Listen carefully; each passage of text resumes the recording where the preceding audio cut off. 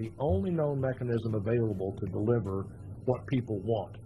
And just like that counts in almost every other aspect of our society, it counts in healthcare. Rather than expanding government control programs, we should work to expand access to private individual health insurance. A tax deduction coupled with a tax credit for individual health insurance would expand on the success we've already seen in Medicare Part D and health savings accounts, where the marketplace and choice drive to a better, more cost-effective solution. Insurance coverage, premiums, and even payments to the doctor would be worked out at the marketplace, not by some bureaucrat. The marketplace already works to keep costs low in every other form of insurance, like homeowners insurance or auto insurance.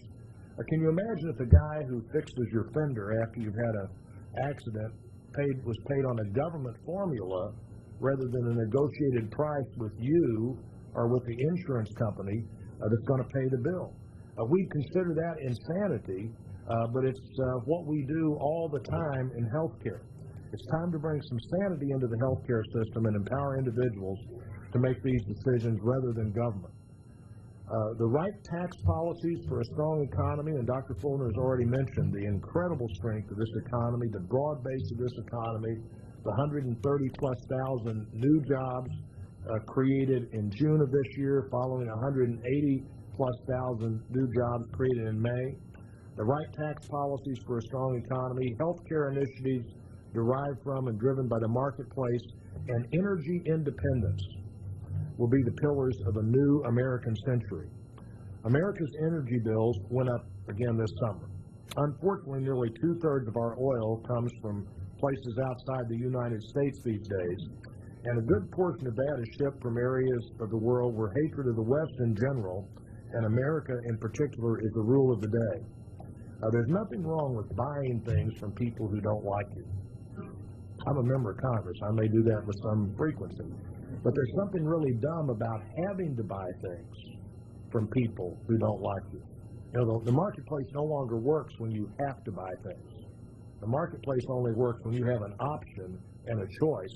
And we've gotten ourselves in a situation to where we have this unbelievable reliance on parts of the world that don't like us. You can't reduce our reliance on foreign energy when you refuse to tap into our own supply. You can't substitute alternative energy for imported fossil fuels fast enough if you make it impossible to build nuclear plants, or you refuse to exploit and utilize the abundant sources of resources we have well off our own shores, as we tried to do in the deep water drilling bill last year, or in the ANWR, as we've tried to do repeatedly and successfully in the House but never gotten done in the Senate, or if you don't use the hydro dams that are already in place, rather than have a vigorous discussion of maybe we should tear those dams down and get that energy somewhere else. Renewables, alternatives, conservation, those are all important parts of energy independence, but energy independence requires energy. Energy independence requires energy. As it stands now, an energy deal produced by this Congress is more likely to increase our reliance on foreign energy and increase costs to families who are simply trying to cool their homes in the summer, warm their homes in the winter, and fill up their cars. That's why I believe we should require government to answer one simple question before passing any energy policy. Will it increase our domestic energy supply and reduce our reliance on foreign energy sources?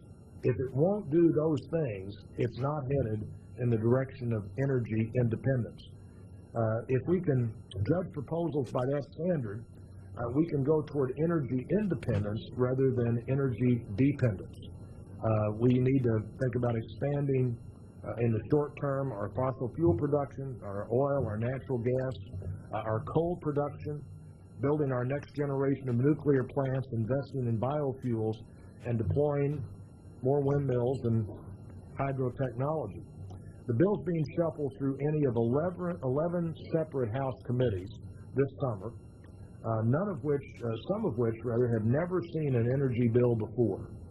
We have a bill being drafted by not the Energy and Commerce Committee, but by 11 different committees, some of which have never seen an energy bill before, produces no energy and actually increases our reliance on foreign sources. These bills acknowledge not a single one of the 12 key energy principles identified by Heritage